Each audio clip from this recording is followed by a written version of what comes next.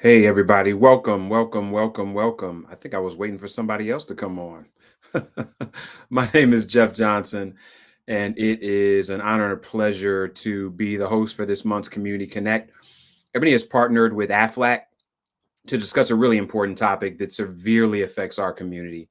I have had both family members and friends who have battled and, in some cases, overcome, and in some cases, succumb to sickle cell. And we want to raise awareness to provide actionable solutions for children, families facing this disease. We've organized a dynamic panel, so let's get started with introducing our first guest. I I believe we have someone who, listen, this work as it's being done is done by a ton of partners. And Audrey Boone Tillman, who's Executive Vice President and General Counsel for AFLAC Incorporated, is one of those incredible partners. She is an Executive Vice President and General Counsel of AFLAC Incorporated. She directs AFLAC's legal division and functions related to compliance, government relations, federal relations, state government relations, corporate communications, and the Office of Corporate Secretary. She's a driving force behind AFLAC's longstanding commitment to sickle cell disease. It's a cause that is near and dear to her heart. And we also have Yasmin Tyler Hill, and that is doctor, professor, chairperson, Department of Pediatrics at Morehouse School of Medicine.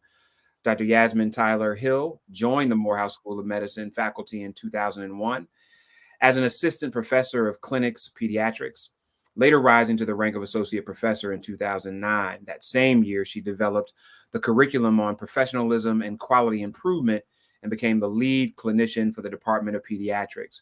She also serves as the medical director for Children's Healthcare of Atlanta at Hughes Spalding. I know and hope that we're going to have Carlos Boozer, former NBA star, join us. He is an Olympic gold medalist, NBA All-Star, and someone who has been hit by the reality of sickle cell within his own family. He is an analyst that is doing incredible work, but more than that, he's a dad. And so I'm excited to have all of our panelists with us. Before we kick off our discussion, I want to play a brief video that shares an inspiring story of a family with twin boys. One boy, Saxton, was diagnosed with sickle cell, and his brother, Sawyer, was his bone marrow transplant donor, ultimately healing Saxton of the disease. Take a look. Saxton and Sawyer are two peas in a pod. They were born together. They were roommates. Sawyer was literally born with his cure. When they informed me that Sawyer had sickle cell anemia SS, I was devastated. I was at a loss for words. And his doctor was like, I know it's hard, just trust me on this. The best thing for us to do is to get him the best care, which is how we came into the hands of Children's Healthcare of Atlanta at the AFLAC Cancer and Blood Disorder Center. Saxton was Sawyer's bone marrow transplant donor, and he went through the surgery and the procedure with his brother. The level of care that my son received at this hospital, it's hard to describe. It means so much to me. Their family. When I see the nurses that took care of my son's team of doctors, my heart and my smile and my mind, everything lights up. My son is here and he's walking around with a beautiful, bright smile because of this hospital and the care that was given by the team here at AFLAC. Emojis! Emojis! Can I see them? Sawyer and Saxton actually received my special AFLAC ducks. And Sawyer named his duck Daxton after his twin brother. I am in love and in awe with everything about the AFLAC duck. It helps to give the kids a way to express themselves. He's happy! Yay! It's a wonderful tool. And I think the more patients that have the opportunity to be able to use it, I think it would help them tremendously. It's stories like Sawyer's. They're the reason we're so excited to launch My Special AFLAC Duck early in 2022 for children with sickle cell disease. We believe it will make a difference in bringing comfort and joy to them with medical accessories and an app designed specifically to meet their needs.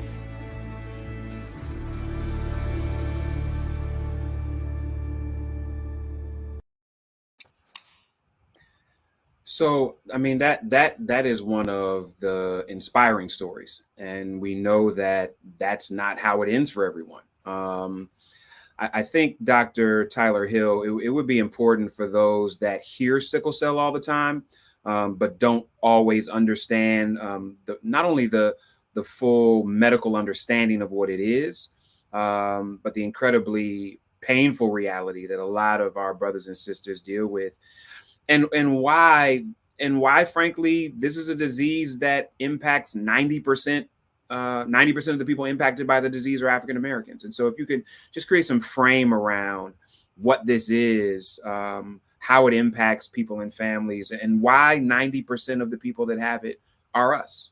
Okay. Well, thank you so much for having me and giving me the opportunity to talk to you about sickle cell disease and bring awareness to this disease. Sickle cell disease is a group of diseases that affect the red blood cells. It is actually one of the most common inherited disorders in the world that affects red blood cells. And what it does is our red blood cells are usually round and takes oxygen to all of the organs in our body.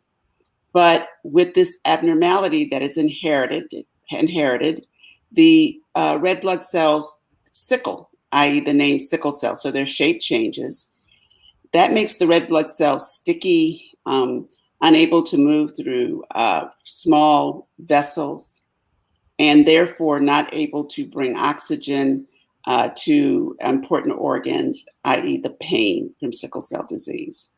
Sickle cell disease impacts every organ. We often hear talking about anemia, and anemia is one of the organs. The bone marrow is impacted by sickle cell disease, but it also impacts other organs, the brain with complications like stroke, the lungs with chronic lung disease, the heart, kidneys, skin. So multiple organs can be impacted by this disease. As I said, it's an inherited disease, which means that we get this disease passed down from our parents. And what has to happen is, like me, I carry one of the genes for sickle cell trait, but my other that came from my father did not have the trait. However, if a child is born to parents who both have the trait and they get that one abnormal gene from each of the parents, they will have sickle cell disease. And so being inherited, now it is clustered in sub-Saharan Africa and places where malaria is a big disease. And it's thought that just having the trait would protect, give some protection against malaria. So why does it impact 90% of those from sub-Saharan Africa? Because that's where the disease and where malaria really sits, and where this disease is seen in the genes. But it also impacts those in the Arab world and in India at a lesser extent, but also that group. And now, because the African diaspora has spread all over the world, this disease has indeed spread all over the world. But before I bring Audrey in, can you talk a little bit, because as for as long as I can remember, I've known family members, friends, members of the community who have suffered from the disease, but it has never seemed as if it has gotten a level of notoriety, has been a part of the kind of campaigns that everyone jumps on board. You don't have the fanfare, if you will, that accompanies other diseases. And as a medical professional, one, I'm wondering why you believe that is, and what our community needs to do a better job at of not only educating people, but really removing sickle cell, if you will, from that step cousin kind of disease that just doesn't get the attention, the energy, the understanding that it should, especially as prevalent as it is. You're absolutely right. There are 100,000 people in this country who suffer from sickle cell disease, and many more who carry the trait for sickle cell disease. You know, I think if I look back over, you have to look at who it impacts and the history in this country and the structural racism that has occurred in this country for bringing diseases to light that impact African Americans. So that's not unusual to have this. It was not until the 1970s that breast cancer, for instance, was thought to be a disease of African American women. So this is not unusual to bypass that which impacts African Americans. The other thing is that you know, we really now are having people live long in lives with sickle cell disease. Historically, it was a disease of young children, who succumbed from infection and complications of disease early on. And when I first started in medical school, the textbook said, you know, the lifespan was somewhere in the late teens and early 20s. And so, again, we are now having more and more people live long lives with sickle cell disease. For instance, the president of Howard University, Dr. Frederick, suffers from sickle cell disease. No, thank you for that. Audrey, clearly there are those that have been actively involved in not only educating, but trying to provide support. And AFLAC has given over $6 million to families, children in particular, that are fighting with sickle cell. Why is this such a priority for AFLAC? And what do you really see as the future of what the private sector in particular can do to deal with, I think, some of the realities that Dr. Tyler Hill talked about? Well, thank you, Jeff. AFLAC has actually been in the fight for 26 years. Our pediatric hospital in Atlanta, the AFLAC Pediatric Cancer and Blood Disorder Services Hospital, we've had that for 26 years. And our field force, our employees, constantly raise money and donate money to that hospital. But I always like to underscore the blood disorder services portion of it, because the pediatric cancer portion of the hospital, and rightly so, because that's a horrific disease, and so much research and time and resource should be devoted to pediatric cancer. But the blood disorder services portion of it, which is largely sickle cell, is where some monumental research and treatment and development in the area of treatment of that disease has taken place. And we're very, very proud to be associated with that. So in addition to the monies that are raised through our employees and through our amazing sales force, when we make our corporate donations, we are constantly seeding into the blood disorder services and the sickle cell portion. In 2020, our $1.5 million that we typically donate to the hospital, we earmarked exclusively for sickle cell research and treatment and development. So we're in the fight. We've been in it for a while, for decades, because it's very, very important. And to your earlier question about why don't people seem to know or to talk about it, research has shown, we've seen that sickle cell just does not get the spotlight. It does not get the dialogue that some other chronic illnesses get, like a cystic fibrosis, which again is a tremendous and terrible disease. But fewer people have cystic fibrosis than have sickle cell. And yet you just don't see the dialogue. So part of AFLAC's mission as a purpose-driven corporation is to be purposeful about bringing awareness to this disease and the trauma associated with it, and the devastation to not only the patients, but to the families when children are involved and suffering so tremendously. So we are constantly trying to bring awareness. We're constantly trying to sew in so that the research and the treatment options get larger and larger. And we're very proud of the work that's taken place at the AFLAC Center. Audrey, thank you. I mean, Dr. Tyler here, can you talk about that a little bit? Because so few of us actually know exactly even what sickle cell is and how it affects the body, fewer of us know what some of the research is and what some of the treatments are. And so, can you break down a little bit kind of where the current landscape is by way of research, and then even what some of the traditional, because I'm very curious in knowing, if, Audrey talks about Aflac being involved in this fight for 26 years. What's the trajectory of the research and treatment been? And are you encouraged by where we are?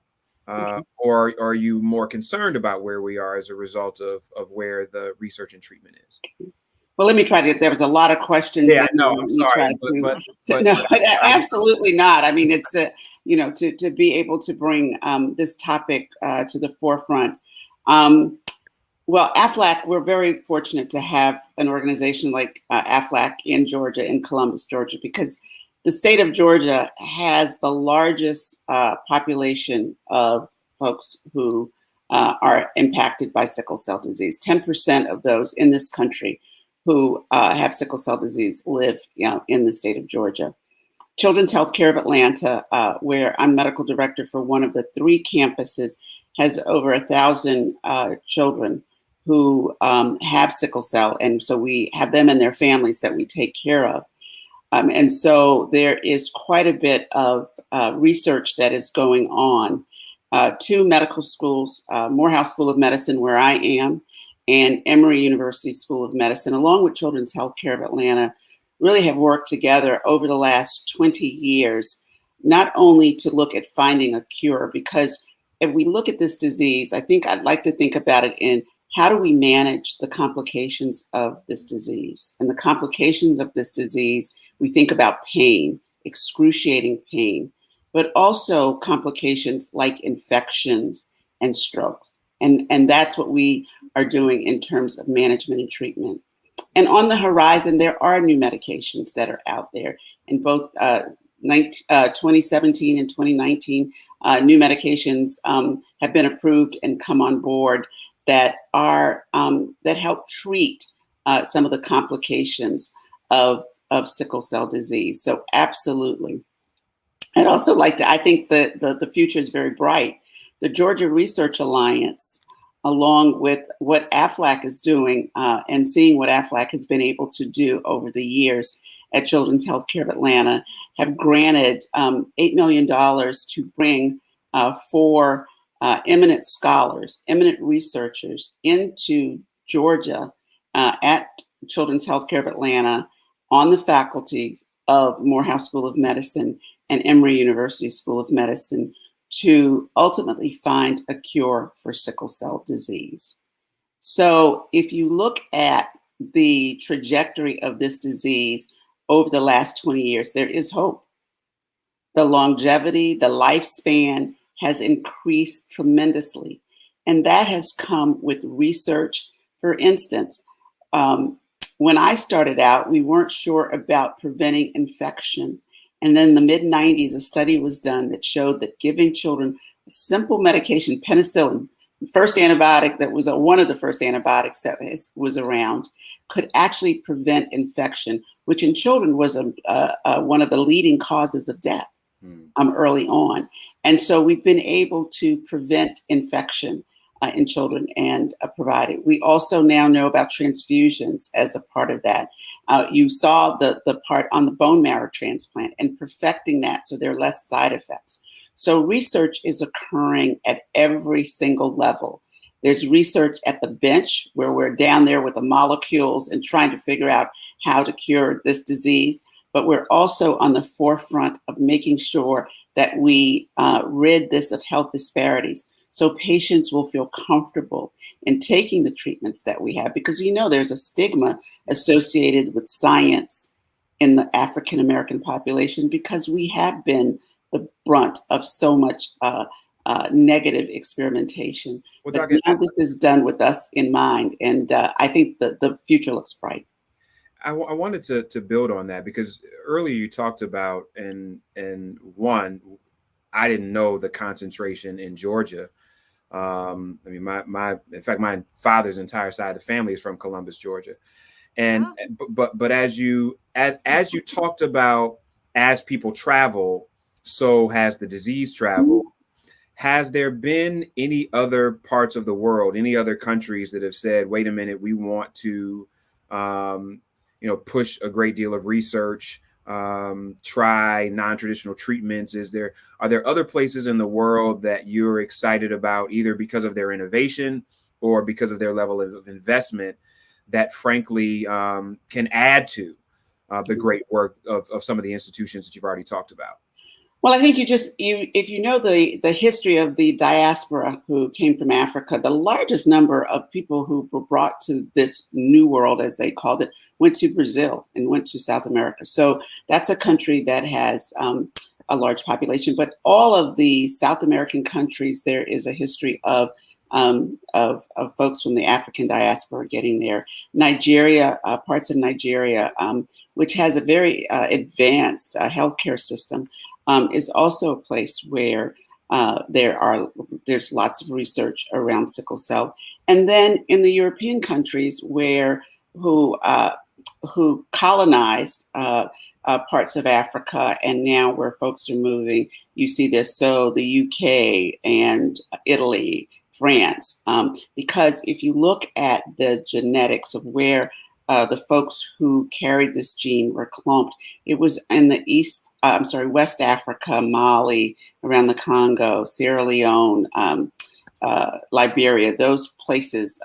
They all now have borders, but they weren't borders when they were colonized. But that part of the country, or that part of the world, is where this disease comes from. Thank you for that. Audrey, you have a personal connection to this disease, and would love for you to just shed some insight on just what it means to you and why. Yeah, I do. I mean, I grew up in Southwest Atlanta, in a almost exclusively African American experience in school, in the neighborhood. I mean, everywhere I went. And so, of course, I went to school with children who had sickle cell. I mean, it was not uncommon. In fact, there was a family in our neighborhood where all of the children had the disease and struggled a lot with crises and hospitalizations and things like that. And of course, I was in the 70s. So the great work that the hospitals are doing and the medical schools are doing now, that didn't exist. So it was very traumatic. And even as little children, to have your friends, I've been in the hallway at elementary school and had one of my classmates taken out on a stretcher by the ambulance because they were in crises for sickle cell. So when I became involved with AFLAC and learned more about our investment in the hospital, in the pediatric hospital, when I started here 25 years ago, I was struck by that, by the fact that we actually house and support the largest sickle cell treatment and research facility in the country. Um, so I was very, very proud of that. And to bring it even full circle, I was born at Hughes Spalding Hospital. As most people who were African American and were born in the 60s were born at Hughes Spalding Hospital because that's where African American mothers went to deliver.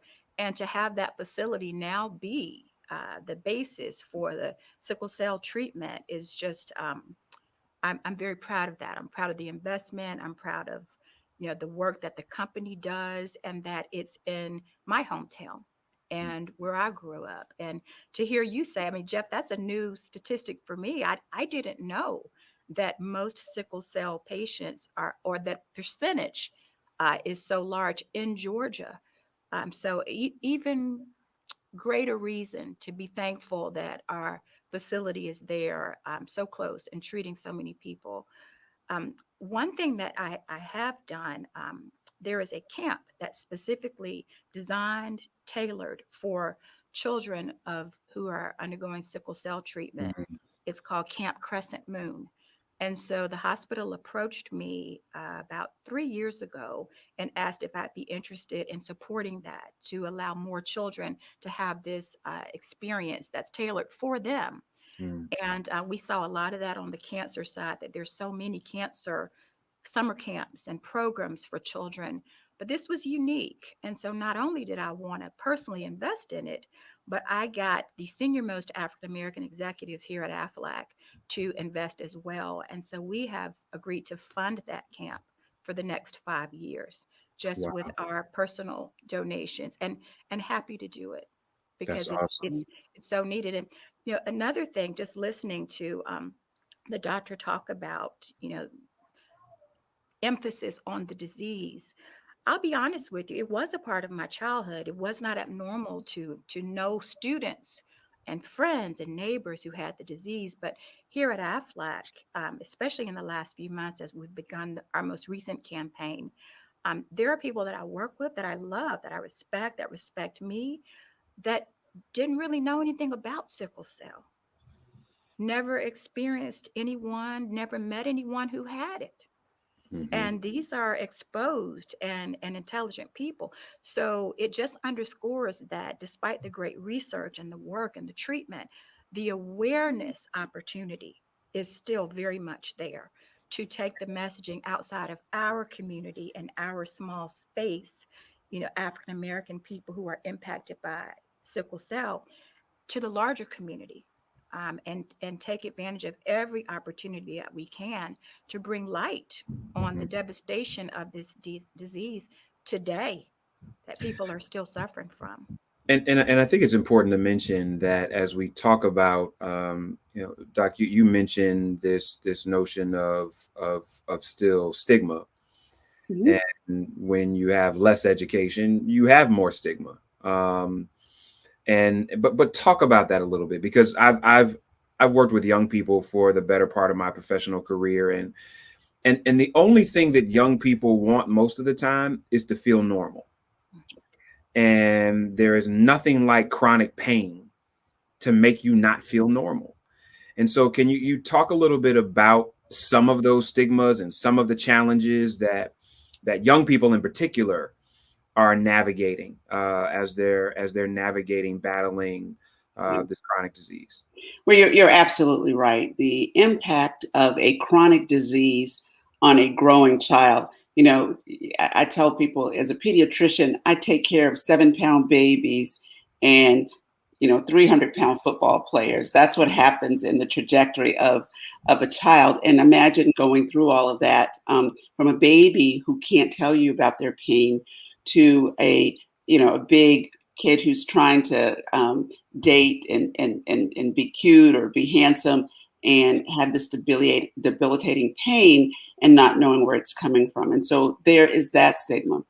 I think also, as we said, pain is the most common reason why someone with sickle cell disease would end up in healthcare, being cared for. And we have an issue in this country around the use of opioids. And that becomes a really major issue. And we know that there is it built into our healthcare system is implicit bias around people of color and the use of opioids and the treatment. Yeah. And so there becomes that issue that's piled on top of all the other things that a child would have to deal with any kind of illness. And so, that just makes it that much more difficult to look at and to deal with. And that's one of the areas where what I do and why we are part of it. I'm not a hematologist. I'm not an expert in red blood cells. We have those people on our faculty. But what I am is a person who wants to make sure that the workforce that is out there, the physicians that we are training, recognize this disease and can take it forward and take care of families. Because this disease not only impacts that one child. Imagine having a child that spends 2 to 3, 4 times a year in the hospital. Imagine a child who's on chronic medications every day. Imagine having a child who has to come in for life-saving and life-fulfilling treatments. And so that disrupts the family. And so we have to be very aware of that. So part of this is also of this awareness is making sure that there's a cadre of physicians, especially physicians of color, who are very well versed in taking care of children with sickle cell disease and their families. Let me ask you this though, and Audrey, please feel free to chime in. If we're looking at this and we understand what the prognosis is, there's clear indications of where the research is, what treatment is there, and frankly, what treatment isn't there. When you're looking at overall medical plans and strategies, is there now a baked in reality about mental and emotional health support? Because if you're talking about a child who has the potential of dealing with pain for their entire life, parents, siblings, caregivers, and others, no one has the ability to watch a child be in pain with a level of regularity and not have it impact their psychological and emotional well-being. And so you bring up are parents kind of just left to their own devices to get this help? No, not at all. I mean, you bring up a very important point, and I did not mention this, but when we take care of a patient, it is a team. I make that assumption. But there is a team of which physicians are part, nurses are part, but social workers, psychologists, therapists, play therapists, school education, so the kids can get all of that, or our children, I call them kids, but our children can get all of those things that they need. We recognize that the actual medicine and finding a cure is one part, a very important part of it, making sure that our patients and their families are comfortable with the therapy, and that we have therapy that helps that family build resilience around having a chronic disease. So some of the programs we have within the AFLAC Center include a college program, encouraging children to go to college. So every year, it's actually started at Hugh Spalding, where we do college camps, and college advisors come and talk to our children who may have missed a lot of school. I think the other thing to remember is we're talking about this, but many children do not have to come into the hospital. This disease impacts everyone differently. Every individual is impacted differently. That's why it's very important that you have that relationship with your medical home, your primary care physician, and your specialist who helps to take care of you, so that we give you the whole rounded care, that normal development that children need, and that part of us watching them grow up and giving them what they need. So yes, there is a whole lot that goes into taking care of families and helping them navigate through this. And some of these families, the parent may have sickle cell disease themselves. And so, we need to address that. And I will tell you where there is definitely disparity is once children leave pediatrics. We provide a wonderful home for our kids. There's no question about it. However, if you look at complications from sickle cell disease, sort of the period of once they leave, once they're over the age of 18, 21, in that middle adult where the services are not as robust, and where there is much more bias around, a young African American male with sickle cell disease coming in and asking for narcotics. Yeah, and just the unbelievable myth that those with sickle cell are mischaracterizing their pain. Absolutely not. In the name of getting access to drug, which is absurd. But one of the other myths that I regularly hear is that the sickle cell trait is a mild form of sickle cell. And can you just kind of deal with the reality of what you mentioned a little bit earlier, but just specifically kind of what the sickle cell trait is versus having sickle cell. And you talked about it a little bit earlier, but I just really want you to break that down for folks. The sickle cell trait is that you only have the disease if you have no normal hemoglobin, which means that you've inherited both of your genes, one from one parent, one from the other, and you develop what we call homogeneous. So you have that propensity for all of your cells to sickle, as opposed to someone who has the trait who can pass that on, but really have no underlying complications from it. And if they do, there's some mild things, but not associated with the disease at all. And so, in terms of treatment, medication, complications, no, there is not that. I found out that we carried S trait in our family when I moved to Boston and had a child in the mid 80s. Prior to that, many states did not screen for sickle Yeah. cell disease. Now all 50 states screen for sickle cell disease. And it was not until the 1970s that we really pushed for this screening. And in the 1980s, 1990s, early 1990s, that all states screened. So everyone will be able to know their status if they have sickle cell trait or if they have the disease. And so I think that's also important, especially as we talk about this being a genetic disease and understanding how it's passed along. It is important that families are aware of how this occurs. It's not just something that comes out of the air. And so, again, that's a conversation because it's much more complicated than what I can explain here. The questions that one will have to ask and want to know, and discussing it with their primary care physician. So that's why it's so important that we train doctors who are well versed in this genetic disorder. Well, Jeff, I and want to to begin, go back to, I'm sorry. no, no, I, please, I was please. going to circle back to your question about the emotional and holistic approach to treating this, and that is one of the reasons you saw on the video the little duck, the little My Special Aflac duck that we created 3 years ago for the Hmm. treatment of pediatric cancer, and for these ducks to get into the hands of the pediatric cancer patients. It's a little social robot, and it's operated by emojis that are connected to different emotions that the patient has. So if you're afraid, you can even if you're not very verbal yet, if you're a toddler. I mean, remember, these are children. Some of them don't have the words to express what they're going through. And we developed it with on the pediatric cancer side, where the duck has a port. The duck's having treatment today, and all the little emojis that can express fear or anger or happy or relieved.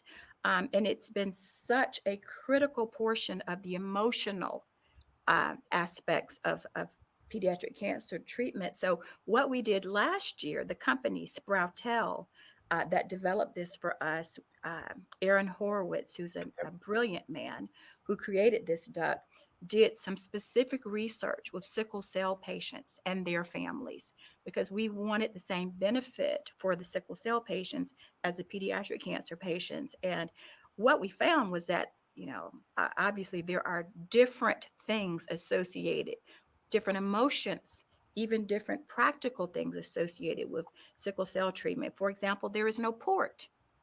So we had to go back and revise the duck so that he could have an IV and not a port. A common characteristic of sickle cell is cold, constantly cold. So we made sure that with the accessories of the duck that he had a jacket and Hmm. could be warm during his treatment. And the feedback that we got from the families that were testing these, like Shay, whose twins were highlighted in the video as well, is thank God for this, because it gives them an avenue to express what they're feeling, even when they can't really, be very communicative because they're 3 or they're Yeah. 4. But this duck lets them know that they're not alone and that they're not odd, that they're going through it together. And so we have found, our research has shown that partnership, that I'm not in it alone, I'm in it with my friend. This duck is attached to me and I'm attached to him. Also contributes mightily to the overall wellness of the patient. So, Well, and we've got a video of Aaron featuring this amazing duck, which I had one of, and I was going to have it here with me, but I have a 3 and 4 year old, so so that's that. it's Yeah. gone, and Yeah. they are learning right now. But let's take a look at this video really quickly. Okay. Okay. In the new version of My Special Aflac Duck for children with sickle cell disease, we really thought about how we could create a product that mirrors their lived experience and gives them the feeling that they are not alone. So first and foremost, we're going to be including a blanket that comes along with My Special Aflac Duck. It'll attach around the neck and drape over the back so that children can bundle their ducks up in the same way that they have to bundle up. Next, we're creating an accessory that mounts right onto the existing porta-cap. Here's a prototype of it that allows you to attach this accessory right to the duck's wing, because we know that children with sickle cell don't always have a port, but many do receive medication through an IV. Next, we'll create a detailed instruction manual that will empower parents with ways of using the duck to cope with crises. And finally, we will include a little ID card where children can circle their type of sickle cell while they name their duck, adding some increased education for these children and awareness about the disease. And in My Special Aflac Duck's app, we're going to be adding a virtual home where children can go through virtual sickle cell care routines, giving medication to their ducks, keeping their ducks hydrated, and even having a heating pack to warm their ducks during a pain crisis, as well as the addition of a coping box, which will add art therapy to the My Special Aflac Duck app.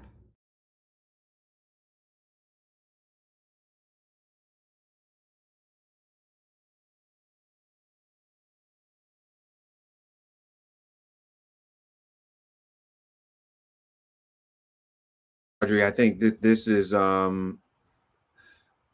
again not just from a an education standpoint, but from a you are not alone standpoint. It's just a brilliant offering that you all have made for these children. And Doc, there's something that I'm really curious about. And you know, we showed the story at the beginning that I just thought was incredible about Sawyer and Saxton and this bone marrow transfer. And from what I've understood, and clearly I'm not a medical expert, that the only way to be cured is with a bone marrow transplant. Why does that not happen more regularly? What is it that makes this happen only in severe cases? Because if there is a cure and we know this is what it is, why is that not something that we're seeing happen for every sickle cell patient if a donor is found? Well, I think that's the number one. You know, with Sawyer and his brother, there was a in utero, a really natural a person to be a donor. You know, I think going through a bone marrow transplant requires quite a bit. And so not every child will, have a donor. Not every child's disease will have it such that a bone marrow transplant is the best thing when you weigh all of the risks. It's an individual treatment. And we have to look, all treatments have risk. And so when you weigh that, you want to make sure that the cure is not worse than the disease itself. And so for some children, that is the case. And so that's why not every child is eligible or would go through a bone marrow transplant. And it takes the choice of the family also. This is a lifelong treatment that you would need to be on once you have a bone marrow transplant. So there are lots of reasons why, and I think those are individualized, and really that's where the hematologists come in and help families decide their own religious backgrounds, their whole social background support. So looking at that is, I think, some of the reasons why not every child would get the disease, and it would not necessarily be work for every child. No, and I just thought that was important, right? Because if you hear cure and you hear that this is the cure, than a lot of us who are uneducated and don't understand, Right. one, even what the process of a bone marrow transplant is, Okay. let Right. alone the fact that it is not an outpatient procedure that can happen just No. because you want it. It's just really important in us understanding that with that being the only cure, and the difficulty of it in and of itself is what again makes more research necessary, Much more. why this is something that we need to talk about, why it's incredibly important. I want to provide some opportunity for those of you that are watching to ask a few questions before we close out. And so I'm following the comments, and if you want to just write a question in the comment section. We'll attempt to identify and address one or two of them before we close out for the evening. And Audrey, even as folks are deciding whether they want to write a question or not, I'm actually curious in with Georgia having such a concentration and Aflac's home being in Georgia, what's the likelihood that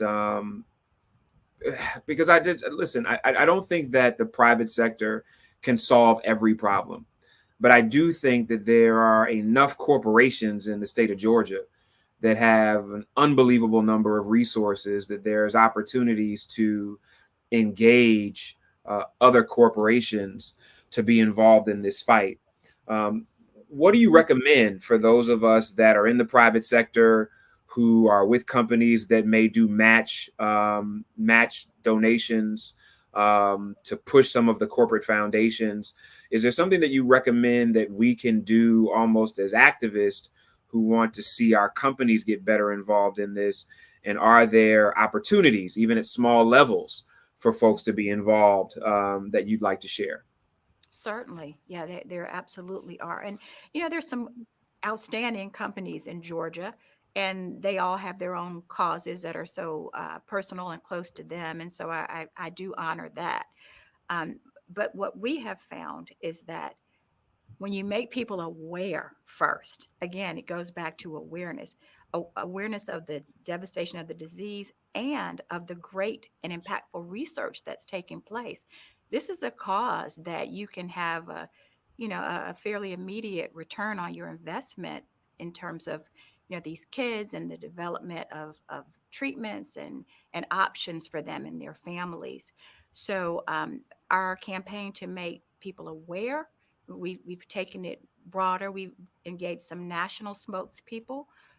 Jordan Sparks just did a series for us with National Sickle Cell Month that was received very well. She has had a sister, a stepsister, who passed away from sickle cell. So all around us, there are people who have been impacted by this terrible disease, but the stories, getting the stories out there and the hope, like the doctor was talking about, the stories of the devastation and the hope for better typically gets people motivated to get involved. So that's our pledge, to make other organizations, make other corporations and individuals aware of the plight of the sickle cell patient, even in 2021. Yeah. And so anything in social media, anything in terms of individual stories of sickle cell patients or people who have lost people to sickle cell, I think that that's helpful. I mean, it spreads the word to a population that many of which don't know as much about sickle cell as those of us who have lived it in our communities. So two things. There was a fantastic question from Clifton, who says he's 34-year-old sickle cell warrior from Detroit. He wants to know, is there information on life insurance companies that will allow those with the disease to obtain life insurance? And I'm not That's sure a if either one of you are aware one way or other. that's I a think good I question. yeah. That's definitely a good question. I don't know the answer. um, and life insurance is a very, very small part of what we do at AFLAC. But that's a great question. I mean, that's something that I can definitely look into and possibly get an answer, but I don't know that answer as a blanket answer. No, and it's an incredibly important question, especially as Mhm. we're continuing to deal with unbelievable amounts of policy by way of of both health and life insurance. And so, Clifton, thank you so much for that. We'll try to do what we can to get an answer connected to this content as Ebony begins to post it. Listen, you all, we are incredibly blessed. Carlos Boozer really wanted to join us today and was unable to, just was feeling under the weather. And he sent us a note just saying, hey, everyone, please accept my apologies for not being able to attend. Sickle cell has affected my family tremendously. His son, Carmani, was born with sickle cell and underwent a bone marrow transplant to overcome the disease. And it's been an ongoing battle, and his heart goes out to all families affected. And so really, we're looking forward to hearing his voice, but we understand life, it comes at us. And so we celebrate even his willingness to be a part of this panel. Doc, thank you so much. You have just shed incredible light on what this disease is, how it affects families. We hope many of you will join us in driving continued awareness of sickle cell and support the community. Visit sicklecelldisease.org to learn more about SCDAA and ways you can get involved, and visit aflac.com. And I just want to say, Audrey, thank you so much for the role that you're playing in this work. And even more importantly, the level of consistency and commitment that AFLAC has made. You made a great point about companies diving into the things that they're passionate about. There just aren't enough passionate people about sickle cell. And so for AFLAC to make that its issue when so many others don't, we salute you, we thank you, we appreciate you, and are so thankful that you've been on with us. And last but not least, Ebony, thank you so much for bringing this conversation to light, for making it something that you wanted to make a part of your monthly engagement. Family, listen, there are so many issues and so many concerns.